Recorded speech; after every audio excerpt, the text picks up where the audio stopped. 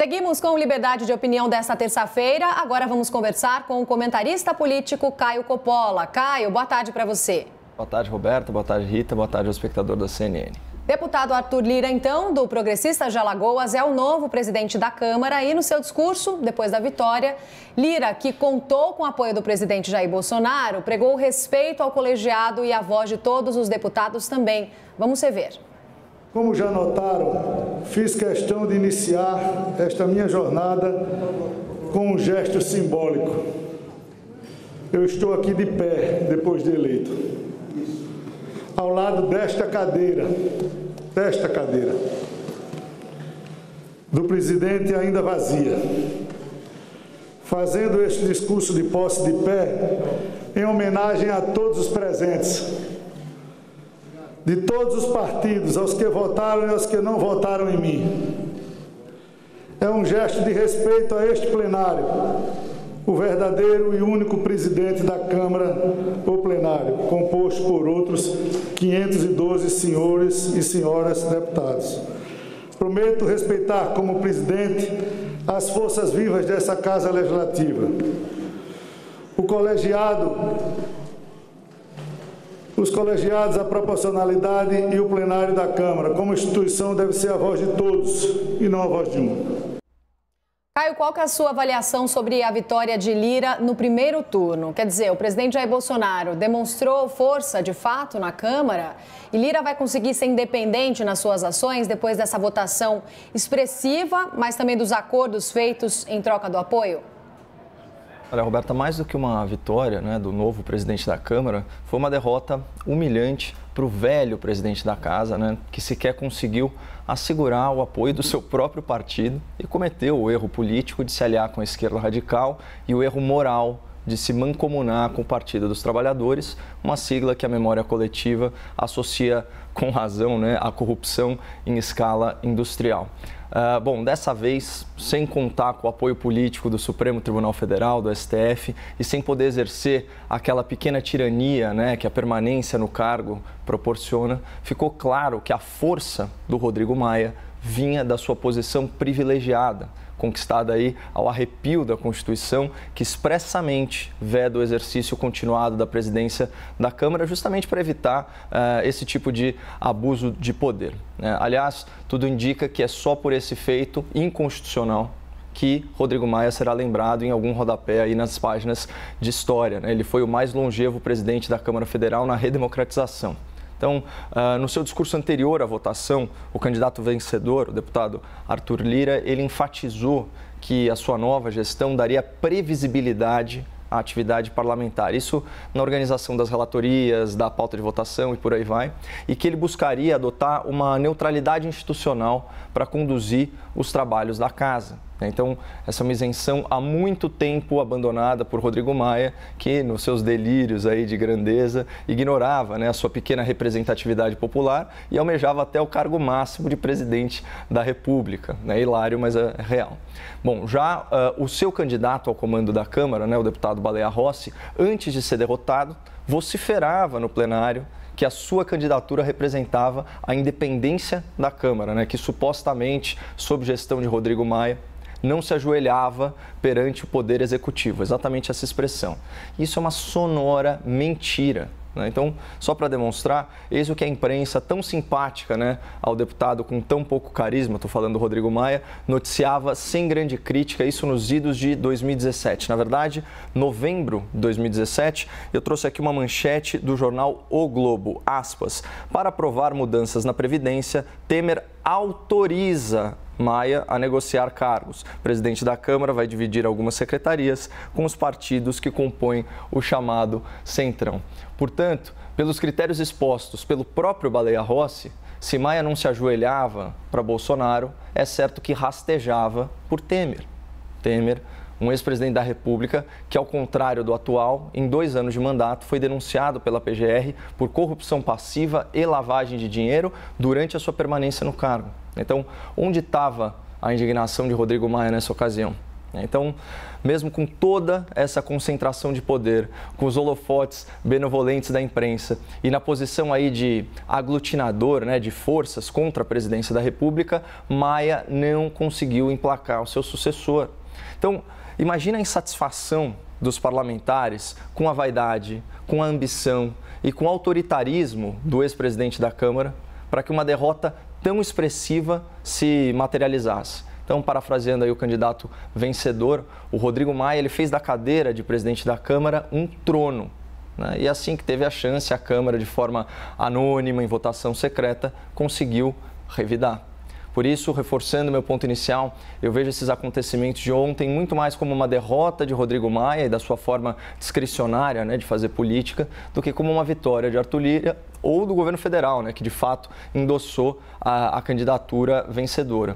E eu também não acho que a independência da casa saia prejudicada com esse resultado, porque o governo federal precisa muito da colaboração do Congresso para realizar as propostas de campanha validadas pelo voto popular nas eleições de 2018. Então agora é torcer para que o presidente da República tenha aí habilidade, tenha discernimento, né, para não permitir que, se ele oferecer a mão, o Centrão exija e fature o braço. Por ora, é preciso reconhecer, o presidente tem sido exitoso em fazer concessões parcimoniosas à política fisiológica, isso se comparado, claro, às gestões anteriores, né? Então, segundo a apuração da imprensa especializada, menos de 5% do orçamento federal está nas mãos de lideranças partidárias. E a corrupção, né, que corre solta, né, em estados e municípios, parece não ter atingido o seio do governo federal. Então, vamos torcer para que o avanço das reformas não comprometa esse avanço institucional, nem o princípio da separação dos poderes. Em seu primeiro ato como presidente da Câmara, Lira anulou o bloco do seu principal adversário, Baleia Rossi, por causa de um atraso na hora do registro. A decisão de Lira impacta diretamente na formação da mesa diretora da casa. Vamos então ver o que Lira disse sobre essa decisão.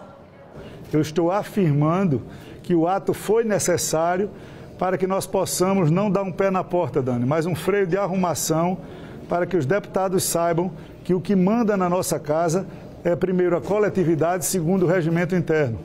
E o regimento interno ele foi rasgado na tarde de hoje, todos os meios de comunicação deram, e o que era normal até ontem não será de hoje por diante.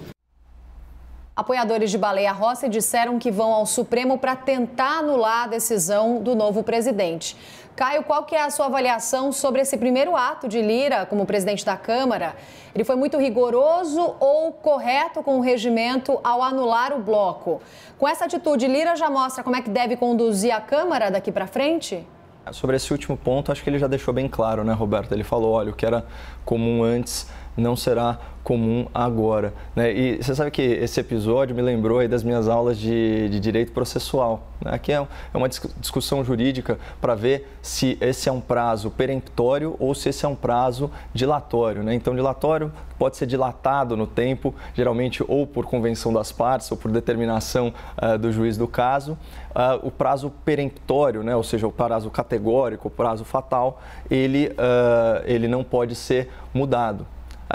O interessante dessa questão é que, sendo provocado pelos partidos, o STF, né, a coisa mais interessante a analisar é se o STF vai cair novamente na tentação de ter uma ingerência sobre outro poder. Acabamos de falar sobre a separação dos poderes e a importância disso, né? Porque essa é uma decisão que, em última análise, né, tem que ficar aí ao alvedrio, né, da Câmara e do seu regimento. E o regimento é muito claro, né? Então, assim, a priori, os prazos são fatais. O Partido dos Trabalhadores até deu uma justificativa do tipo, o cachorro comeu a minha lição de casa, mas a gente sabe muito bem como os prazos funcionam, né? E se ele não tem um limite claro e determinado, ele não é um prazo por definição, né? A gente tem tantas situações, né? Quando eu estava vendo isso, eu lembrei daquela cena sempre muito triste, né? Dos estudantes que perdem, imagina, se preparam um ano inteiro e de repente, por causa de um caso fortuito, pode ser um acidente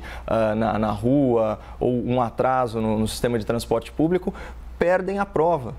Mas esse é o prazo e as regras estão aí para serem cumpridas. Eu estou muito curioso para ver se haverá ingerência do STF em relação ao regimento interno, porque tecnicamente a decisão do novo presidente da Câmara, ela se sustenta. E politicamente ela faz todo sentido, porque afinal de contas é natural que ele privilegie o bloco que lhe deu apoio em detrimento da oposição, ainda mais numa campanha tão dura, né, como foi essa agora para a presidência da Câmara Federal. O novo presidente da Câmara dos Deputados, Arthur Lira, afirmou que tem 4 prioridades para serem alinhadas, entre ele e o novo presidente do Senado, Rodrigo Pacheco. A aprovação do orçamento de 2021, a PEC emergencial, a reforma administrativa e a reforma tributária.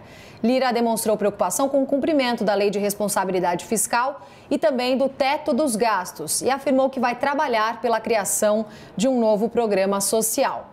Caio, Arthur Lira vai conseguir conduzir a agenda da Câmara de acordo com as prioridades que ele apresentou e as reformas tributária e administrativa ainda não têm consenso entre os parlamentares. O que é que Lira vai fazer de diferente de Maia para que essas pautas de fato saiam do papel e não fiquem travadas? Bom, é alvissareiro que as pautas agora do presidente da Câmara coincidam com as pautas que foram validadas pelo processo eleitoral em 2018.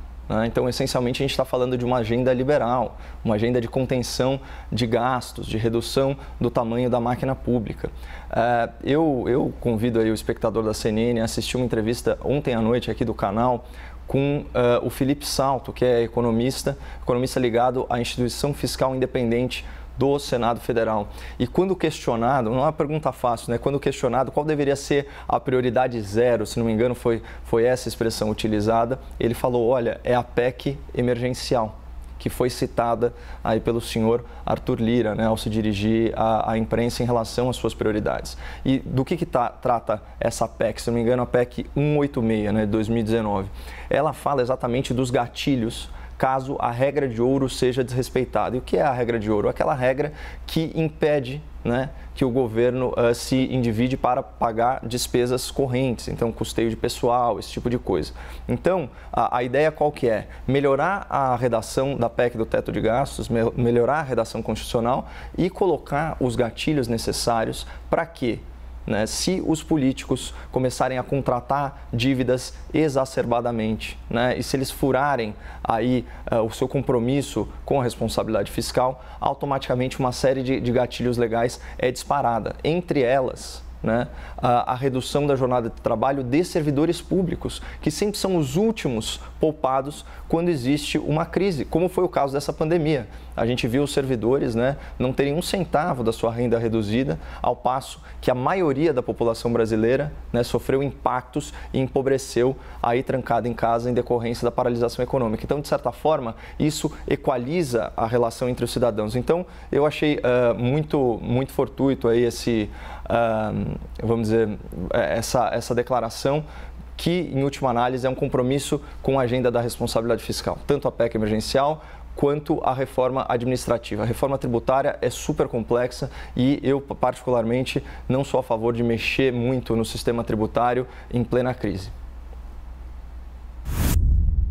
Último tema, então, o senador Rodrigo Pacheco, do Democratas, foi eleito presidente do Senado. Pacheco foi o candidato do ex-presidente do Senado, Davi Alcolumbre, apoiado pelo presidente Jair Bolsonaro. Com 57 votos, o senador derrotou a senadora Simone Tebet, que teve 21 votos. Então vamos rever o que disse Rodrigo Pacheco logo depois de ser eleito. Trabalharemos muito, aviso desde logo a vossas excelências que trabalharemos muito porque o Brasil tem pressa. Muitas decisões importantes se avizinham. A votação de reformas que dividem opiniões, como a reforma tributária e a reforma administrativa, deverão ser enfrentadas com urgência, mas sem atropelo. O ritmo dessas e de outras reformas importantes será sempre definido em conjunto com os líderes e com o plenário desta casa. Caio, como é que você avalia essa vitória de Pacheco no Senado? E o senador eleito vai conseguir se aliar a Lira e ter apoio suficiente para emplacar a agenda de reformas no Congresso? Pacheco vai ter Alcolumbre e Bolsonaro por perto ou vai presidir o Senado sem qualquer interferência? A prova mais eloquente da independência institucional do novo presidente do Senado foi a expressiva vitória, né? Registrada aí mais de 50 votos, incluindo votos da oposição. Isso, simbolicamente, também na prática, é um dado a ser considerado. Então, obviamente, a gente está diante de uma liderança, né, que foi levada aí ao seu posto numa situação muito consensual, né, inclusive reforçando aí o esprit de corps, né, então o lado corporativista do Senado Federal. Né? Então, o que eu imagino que a gente possa esperar das manifestações do novo presidente é o que a gente observa nesse tipo de discurso, um pouquinho mais morno, né? Então, seguindo aí a liturgia do cargo. Mas, assim, de novo, são só previsões, a gente não tem como saber qual vai ser o desenrolar dos acontecimentos, mas eu acho que um indício da independência institucional está dado pelo próprio resultado tão expressivo que ele conquistou. E, de novo, eu volto aí ao meu ponto. O governo depende infinitamente mais do Congresso do que o Congresso do governo nesse momento, né, para conseguir avançar todas as agendas ao qual ele se propôs nas eleições de 2018. Então, o interessante vai ser observar quanto do republicanismo, né, que vai ser mantido nessas relações que não devem ser, vamos dizer assim, tão imiscuídas, tão próximas entre poder legislativo e poder executivo. Caio, obrigada, boa terça-feira, até amanhã. Igualmente, Roberta.